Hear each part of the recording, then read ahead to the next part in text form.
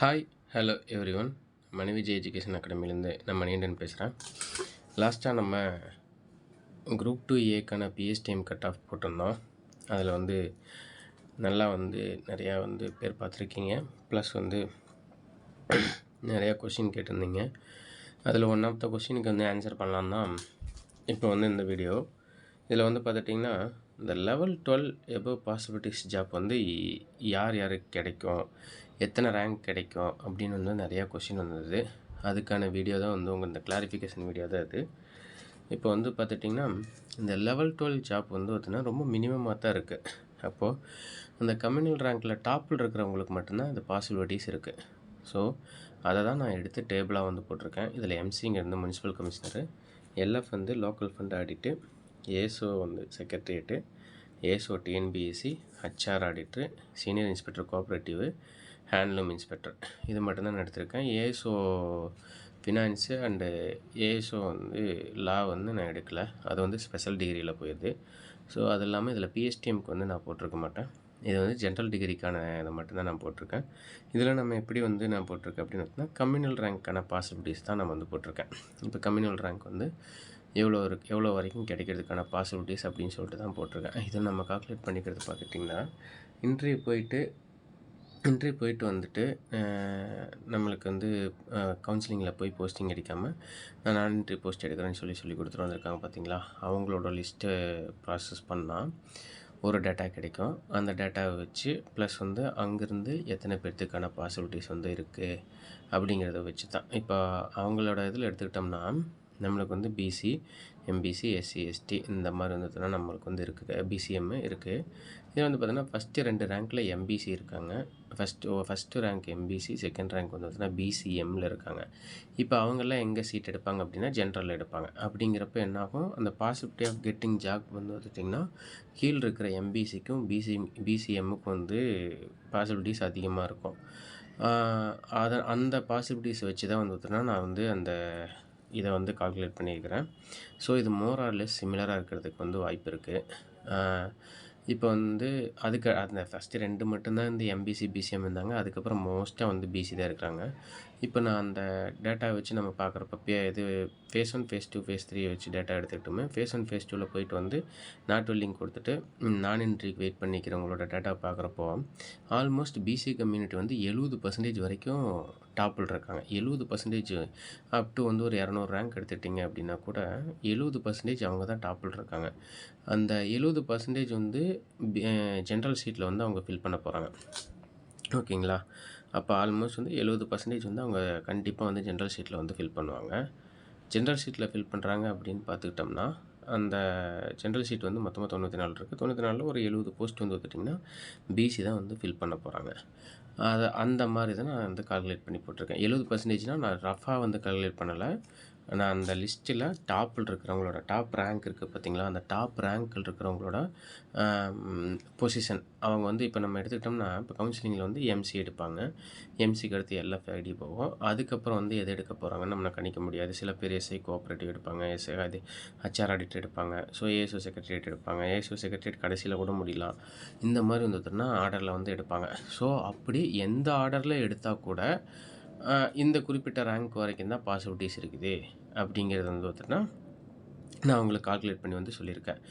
இப்போ இவங்க எந்த ஆர்டரில் எடுத்தாலுமே இந்த பாசிபிலிட்டிஸ் வரைக்கும் தான் இருக்குது. இதில் நான் எந்த இதை நான் போட்டிருக்கேன் அப்படின்னா இதில் அவைலபிள் அப்படின்னா ஃபேஸ் 1, ஃபேஸ் 2, ஃபேஸ் 3 போயிட்டு இந்த ரேங்க் லிஸ்ட்டில் வெயிட் பண்ணுறவங்க பார்த்தீங்கன்னா 99 பேர் பிசி இருக்காங்க.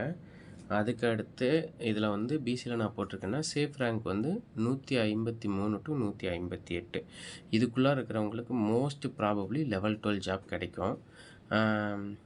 இந்த ப்ராபபிலிட்டியில் அதுக்கு அடுத்து என்னென்னா இஃப் ஆப்சண்ட் அதிகமாக இருக்குது, பிஎஸ்டிஎம் அதிகமாக இருக்குது, இன்கேஸ் கவுன்சிலிங்கை நீங்கள் கெஸ் பண்ணவே முடியாது. சில பேர் நேட்டிவ் டிஸ்ட்ரிக் வேணும் அப்படிங்கிறதுக்காக ரெவன்யூவில் கூட எடுக்கலாம். சில பேர் எஸ்ஆர் ஆக முடியல, ஸோ நம்ம அசிஸ்டன்ட்னாச்சும் ஆகி அதுலேருந்து ப்ரொமோட் எஸ்ஆர் ஆகிடலாம் அப்படிங்கிறதுக்காக ரெஜிஸ்ட்ரேஷன் கூட இருக்கலாம். சில பேர் படிக்கிறேன் அப்படிங்கிற ரீசனுக்காக செக்ரட்டரியேட்டு கூட எடுக்கலாம். இன்னும் சில பேர் பார்த்தீங்கன்னா ஸ்கூல் எஜுகேஷன் இந்த மாதிரி அவேர்னஸ் இல்லாமல் பார்த்துட்டிங்கன்னா வேறு டிபார்ட்மெண்ட்டு கூட எடுக்கலாம். ஆனால் லெவல் 12 பாசிபிலிட்டிஸ் இருந்துட்டு இந்த அவேர்னஸ் இல்லாமல் வேறு இதுக்கு போகிறதுக்கான பாசிபிலிட்டிஸ் இல்லை. ஸோ பர்பஸ்ஃபுல்லாக மட்டும்தான் எடுப்பாங்க. அப்படி பர்பஸ்ஃபுல்லாக வந்து பார்த்தீங்கன்னா எடுக்கிறாங்க அப்படின்னா அது எதுக்குன்னா அந்த பர்பஸ்ஃபுல்லாவோ இல்லை பிஎஸ்டிஎம் உள்ளே இருக்குது இன்க்ளூட் ஆகிருக்குது அப்படிங்கிறத வச்சு. ஏன்னா பிஎஸ்டிஎம் எல்லாம் வந்து பார்த்திங்கன்னா உங்களுக்கு இந்த வேகன்சி தான் ஹரிசன்டல் ரிசர்வேஷன் கேட்டி வந்து பார்த்தீங்கன்னா அவங்க தனியாக அவங்க ஜென்ரல் ரேங்க் மார்க் எடுத்திருந்தால் கூட பிஎஸ்டிஎம்மில் தான் சூஸ் பண்ண முடியும். ஸோ இப்போ வந்து பிஎஸ்டிஎம் வந்து தனியாக வந்து போயிடுவாங்க. அப்படிங்கிற பட்சத்தில் பிஎஸ்டிஎம் இதெல்லாம் வந்து பார்த்தீங்கன்னா இருக்குது. ஓகேங்களா? இந்த கன்சிடர் பண்ணுறப்போ 165 ரேங்க் வரைக்கும் பிசி. இப்போ நான் சொல்கிறது வந்து கம்யூனல் ரேங்க்கு ஓவரால் ரேங்க்காக நினச்சிக்காதீங்க. இது ஃபுல்லாக வந்து கம்யூனல் ரேங்க் மட்டும்தான், நாட் ஓவரால் ரேங்க். ஓகேங்களா? இந்த 165 வரைக்கும் இருக்கிற பிசிக்கு வந்து பாசிபிலிட்டிஸ் இருக்குது லெவல் 12 அண்ட் எபோவ். ஓகேங்களா? இது எந்த கண்டிஷன் வந்து பார்த்தீங்கன்னா சாட்டிஸ்ஃபை ஆனாலும் பாசிபிலிட்டிஸ் இருக்குது. இதுக்கு மேலே வந்து பார்த்தீங்கன்னா போகலாம். இப்போ என்னென்னா 165னா 165க்கு மேலே வந்து கிடைக்கிறதுக்கும் பாசிபிலிட்டிஸ் இருக்குது. ஆனால் கீழே கிடைக்கிறதுக்கு இல்லை 140 145ங்கிறப்போ முடியறதுக்கான பாசிபிலிட்டிஸ் இது ரொம்ப ரொம்ப கம்மி தான். ஸோ சேஃப் ரேங்க்னு எடுத்துக்கிட்டோம்னா 153 to 58 வரைக்கும் இருக்கிற, அதாவது மேலே இருக்கிற எல்லாருமே லெவல் 12 மட்டும் சூஸ் பண்ணாங்கன்னா 153 to 158 வரைக்கும் இருக்கிறவங்களுக்கு கிடைக்கும். இல்லை நிறைய பேர் லெவல் 10 இந்த மாதிரி வெளியில் போகிறாங்க அப்படிங்கிற பட்சத்தில் 165 வரைக்கும் வந்துட்டுனா கிடைக்கும். ஓகேங்களா? இது வந்து பிசி கேட்டகரிக்கு. நெக்ஸ்ட் வந்து பார்த்துட்டிங்கன்னா எம்பிசி கேட்டகரிக்கு இதே மாதிரி போடுறப்போ ஃபேஸ் 1 ஃபேஸ் 2 ஃபேஸ் 3 போயிட்டு வெயிட் பண்ணிட்டுருக்கிறவங்க வந்து பார்த்திங்கன்னா 71.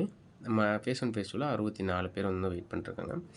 அவங்கள படி பார்த்துட்டோம்னா இங்கே சேஃப் ரேங்கிங்கன்னா 98 to 101 வரைக்கும் இருக்கிறவங்களுக்கு லெவல் 12 வந்து எபோவ் வந்து கன்ஃபார்ம் வந்து கிடைக்கிறதுக்கான பாசிபிலிட்டிஸ் இருக்குது. இஃப் ஆப்சன்டீஸ் அதிகமானா பிஎஸ்டிஎம் அதிகமானாங்கன்னா வந்து பார்த்துட்டிங்கன்னா 107 ரேங்க் வரைக்கும். இப்போது நான் சொல்கிறேன் இது வந்து கம்யூனல் ரேங்க்கு, நாட் வந்து ஓவரால் ரேங்க். 107 வரைக்கும் கிடைக்கிறதுக்கான பாசிபிலிட்டிஸ் இருக்குது. ஓகேங்களா? நெக்ஸ்ட்டு எஸ்சி வந்து பார்த்திங்கன்னா எபோவ் லெவல் 12 வந்து பார்த்துட்டிங்கன்னா மொத்தமாக அவங்க ஃபேஸ் 1 ஃபேஸ் 2 ஃபேஸ் 3ல் அவைலபிள் வந்து 49. எஸ்சியோட சேஃப் ரேங்க் வந்து பார்த்துட்டிங்கன்னா 60 வரைக்கும் கிடைக்கிறதுக்கான பாசிபிலிட்டிஸ் இருக்குது. ஏன்னா அது 10 பேர் மட்டும்தான் ஜென்ரலில் போவாங்க மோஸ்ட் ப்ராபப்ளி. ஸோ வந்து அதிக மேலே வந்து போகிறதுக்கான பாசிபிலிட்டி அந்த 10 பேருமே எதில் எடுக்கலாம்னா சீனியர் இன்ஸ்பெக்டர் கோஆப்ரேட்டிவ் மட்டும்தான் சூஸ் பண்ணுவாங்க. மித்த போஸ்ட் எல்லாத்துக்குமே வந்து அவங்களோட கம்யூனல் கேட்டகரியில் சூஸ் பண்ணுறதுக்கான பாசிபிலிட்டிஸ் தான் இருக்குது. ஸோ அப்படிங்கிறப்ப சேஃப் ரேங்க் எடுத்துக்கிட்டோம்னா 60, ஆப்சண்ட்டு பிஎஸ்டிஎம் இதெல்லாம் வந்து பார்த்தீங்கன்னா பார்க்குறப்போ 65 வரைக்கும் கிடைக்கிறதுக்கான பாசிபிலிட்டிஸ் இருக்குது. இது எல்லாமே கம்யூனல் ரேங்க். ஓகேங்களா? நெக்ஸ்ட்டு எஸ்சி எடுத்துக்கிட்டிங்கன்னா மொத்தமாக வந்து 8 சீட் அவைலபிள் இருக்குது எஸ்சிஏல. இவங்க ஜென்ரலில் யாருமே ஒருத்தர் கூட எடுக்கிறதுக்கான பாசிபிலிட்டிஸ் இல்லை. மொத்தமாக இன்டர்வியூ போயிட்டு வந்து நாட் வில்லிங் கொடுத்துட்டு வெயிட் பண்ணிட்டு இருக்கிறவங்க மொத்தம் வந்து பார்த்திங்கன்னா 4 பேர். அப்போ அவங்களோட சேஃப் ரேங்க் வந்து பார்த்தீங்கன்னா 8 வரைக்கும் கன்ஃபார்மாக கிடைக்கும். இல்லை ஏதாச்சும் வேறு டிபார்ட்மெண்ட் மாற்றி எடுக்கிறாங்க, ஆப்சன்டீஸு இந்த மாதிரி ஏதாச்சும் இருக்கிறப்ப வந்து பார்த்தீங்கன்னா 11 வரைக்கும் கிடைக்கிறதுக்கான பாசிபிலிட்டிஸ் இருக்குது. ஓகேங்களா? நெக்ஸ்ட்டு பிசிஎம்மில் வந்து பார்த்துட்டிங்கன்னா அவைலபிள் வந்து பார்த்துட்டிங்கன்னா மொத்தம் வந்து 7. இதில் ஒரே ஒருத்தர் தான் ஜென்ரலில் எடுக்கிறதுக்கான பாசிபிலிட்டிஸ் இருக்குது. அந்த செகண்ட் ரேங்க் எடுத்தவங்க மட்டும் ஜென்ரலில் எம்சி எடுக்கலாம். மித்தவங்க எப்படி எடுக்க போகிறாங்கன்னு நமக்கு தெரில. ஸோ கண்டிப்பாக வந்து பார்த்தீங்கன்னா 9 ரேங்க் வரைக்கும் கண்டிப்பாக கிடைக்கும். அப்போது அந்த மீதி இருக்கிறது வந்து 9 to 11 2 பேர்த்துக்கு வந்து மேலே இருக்கிற யாராச்சும் ஆப்சென்ட் ஆனாலோ இல்லை வந்து வேறு ஏதாச்சும் டிபார்ட்மெண்ட் எடுத்தாலோ வந்து பார்த்திங்கன்னா 11 பேர்த்து வரைக்கும் கிடைக்கும். அங்கே ஃபேஸ் 1 ஃபேஸ் 2வில் போயிட்டு வெயிட் பண்ணிட்டுருக்காங்க. மொத்தம் 14 பேர் வெயிட் பண்ணிகிட்ருக்காங்க. நெக்ஸ்ட் எடுத்துக்கிட்டோம்னா எஸ்டி கம்யூனிட்டி. எஸ்டியில் வந்து பார்த்துட்டிங்கன்னா லெவல் 12 எபோவ் பாசிபிலிட்டிஸ் வந்து பார்த்துட்டிங்கன்னா மொத்தமாக 3 சீட்டு தான் இருக்குது. எஸ்டி ஜென்ரலில் வந்து 2, எஸ்டி உமனில் வந்து பார்த்துட்டிங்கன்னா 1 இருக்குது. ஓகேங்களா? இந்த எஸ்டி ஜென்ரலில் வந்து பார்த்துட்டிங்கன்னா கண்டிப்பாக இந்த 3 பேருமே எடுத்துருவாங்க. ஏன்னா எஸ்டி ஜென்ரலில் ஃபஸ்ட் மார்க் எடுத்தவங்க வந்து 149.5 அவங்க ஃபஸ்ட் ரேங்க் ஸ்டேட் ஃபஸ்ட்டு. அவங்க உமனுங்கிறப்போ வந்து பார்த்துட்டிங்கன்னா இதில் கண்டிப்பாக எடுத்துருவாங்க. ஸோ அடுத்த 2 ரேங்க்கும் கண்டிப்பாக வந்து லெவல் 12 எடுக்கிறதுக்கான பாசிபிலிட்டிஸ் இருக்குது. இன்கேஸ் இவங்க குரூப் 1ல் போயிருந்தாங்களோ இல்லை வந்து பார்த்திங்கன்னா வேறு ஏதாச்சும் இதில் வேணான்னு சொல்லி போனாங்கன்னா வந்து பார்த்திங்கன்னா இருக்குது. சார் இதில் இங்கே உமன்ஸுக்கு நீங்கள் மென்ஷன் பண்ணலையே அப்படின்னு சொல்லி சேஃபஸ்ட் ரேங்க்னு பார்த்துட்டிங்கன்னா ஆல்மோஸ்ட் எல்லா கம்யூனிட்டிலையுமே உமன்ஸ் டாப்பராக தாங்க இருக்கிறாங்க. ஸோ உமன்ஸ் வேகன்சி ரொம்ப மினிமமாக தான் இருக்குது. இப்போ ஃபார் எக்ஸாம்பிளுக்கு இங்கே எம்பிசியில் எடுத்துக்கிட்டிங்க, பிசியில் எடுத்துக்கிட்டிங்கன்னா பாருங்கள் 28 வேகன்சி இருக்குது. ஜென்ரல் 57 இருக்குது. ஆனால் டாப்பில் இருக்கிற 28மே உமன்ஸ் எடுத்துருவாங்க. ஏன்னா இப்போ ஒரிஜினல் ரிசர்வேஷனு ஃபில் பண்ணிட்டு வர்றப்போ வந்துட்டுனா உமன்ஸ் வந்து 28 வேகன்சி எடுத்துருவாங்க. எடுத்ததுக்கப்புறம் தான் 57 வரும். ஸோ அப்படிங்கிறப்போ உமன்ஸ் வந்து இந்த ரேங்க்கு கம்மியாகலாம் கீழே போகலாம் கிடைக்காது. ஸோ இந்த ரேங்க்குள்ளாரையே அவங்களுக்கு வந்து பார்த்தீங்கன்னா கிடைச்சிரும். ஓகேங்களா? இவங்களுக்குன்னு தனியா வந்து வந்துட்டுனா உங்களுக்கு வந்து கிடைக்கிறதுக்கான பாசிபிலிட்டீஸ் இல்ல. ஓகேங்களா? ஸோ இப்போ வந்து உமென்ஸுக்கு, ஜென்ஸுக்கு எல்லாத்துக்கும் சேர்த்து தான் சேஃபஸ்ட் ரேங்க் வந்துட்டு நான் போட்டிருக்கிறேன். ஆ ஃபைனல் இதில வந்து இது எஸ்டிக்கு வந்து சேஃபஸ்ட் ரேங்க் வந்து வந்துட்டுனா 3 தான்.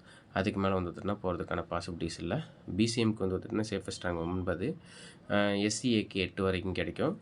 எஸ்சிக்கு வந்து பார்த்தீங்கன்னா 60 வரைக்கும் வந்து கிடைக்கிறதுக்கான பாசிபிலிட்டீஸ் இருக்குது. எம்பிசிக்கு வந்து 98 to 101க்குள்ளார கிடைக்கும். பிசிக்கு வந்து 153 to 158 வரைக்குள்ளார கிடைக்கும். இந்த இந்த கம்யூனல் ரேங்க்குள்ளார இருக்கிறவங்களுக்கு கண்டிப்பா லெவல் 12 வந்ததுன்னா கிடைக்கும். ஸோ நீங்க எதுவும் கவலைப்பட தேவையில்ல. ஸோ லாஸ்ட்டா வந்து பிஎஸ்டிஎம் கட் ஆஃப் வந்ததுன்னா போட்டிருப்பேன். அது நீங்க நெறைய பேர் ட்ரஸ்ட் பண்ணங்காட்டி தான் நெறைய ஷேர் பண்ணியிருக்கிறீங்க. நெறையா இது பண்ணியிருக்கிறீங்க. ஸோ அந்த அளவுக்கு நான் அனலைசிஸ் பண்ணி போட்டுக்கிறேன்னு நான் நம்புறேன். ஸோ அதே மாரி தான் இந்த இதுலயும் நான் போட்டிருக்கேன். இந்த இது தான் மோஸ்ட் ப்ராபப்ளி இருக்கும். ஸோ வேறு ஏதாச்சும் குவரீஸ் இருந்தா நீங்க கமெண்ட் பண்ணுங்க. நான் உங்களுக்கு வந்து ஆன்சர் பண்றேன்.